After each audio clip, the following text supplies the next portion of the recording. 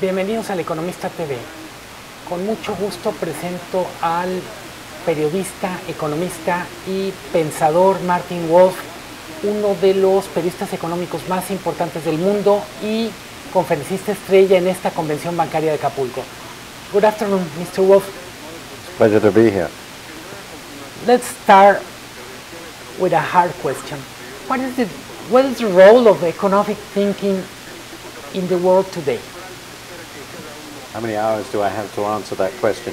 Well, briefly, we live in a world where every country, pretty well every country, and every government thinks its most important task is to increase the prosperity of its people.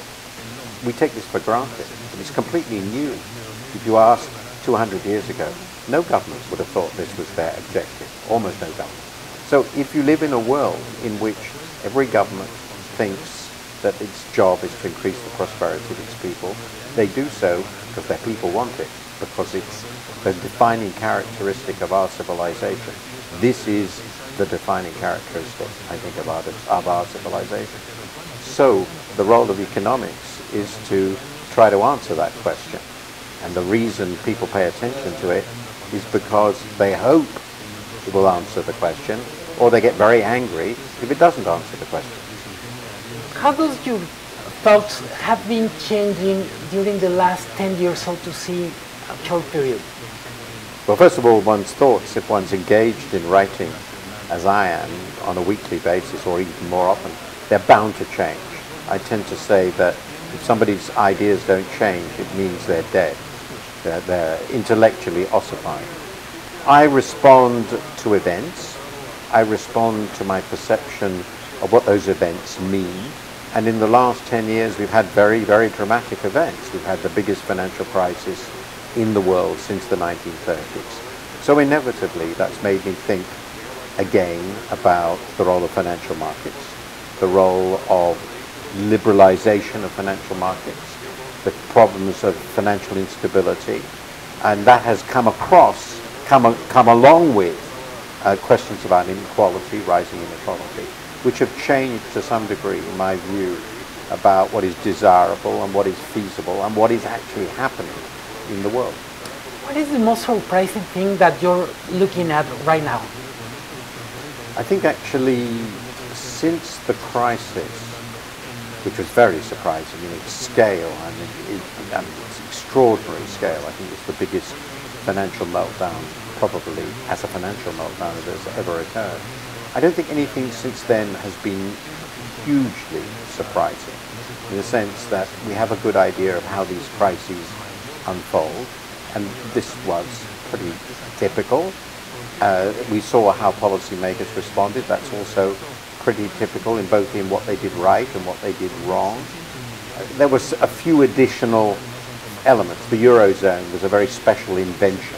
You know, having a single currency among many countries creates a very special situation, but I don't think its problems were enormously surprising, though many of us, and I was one, were very surprised about the role of banking. And so I would say that since the crisis hit, there hasn't been, I think, a fundamental shock.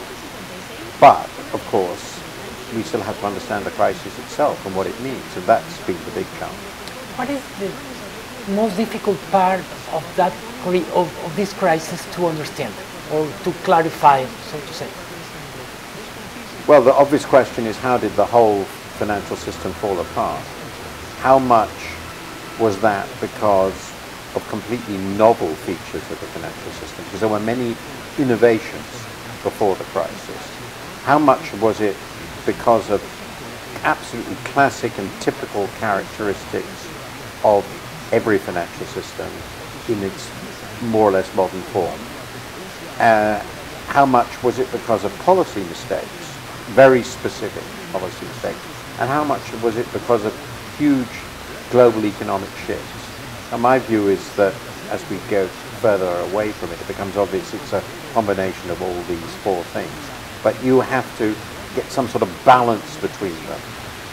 Most books focus on just one element.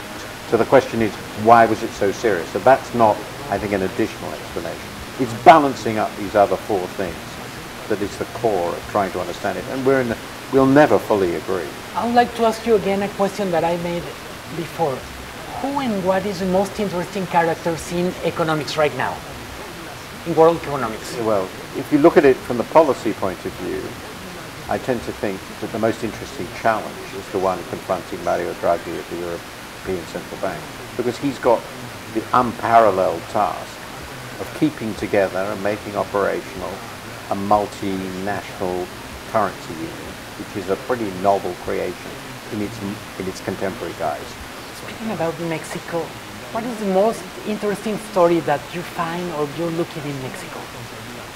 Is there any? Yes, I mean, I think the interesting thing to me is that after a long period of stagnation, in the sense that Mexico has grown relatively slowly, its economy has not, its standard of living has not caught up on the United States at all.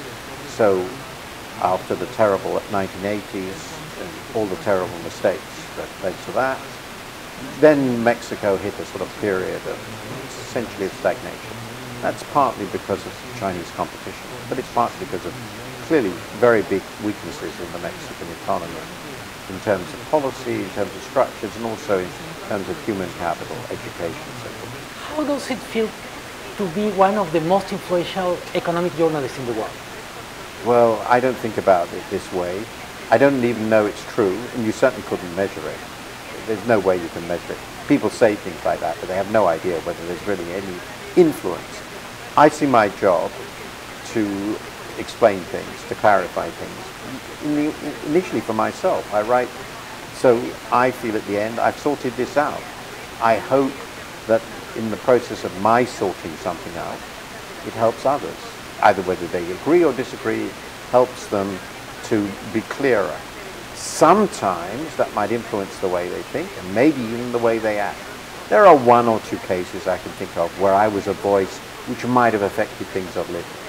But in the end, we're just commentators on events. We don't make events. I enjoy it, but I certainly don't think it's the most important thing to do. And I enjoy it because I feel that I can impose a sort of intellectual shape on the world, and that's a challenge. It's just the process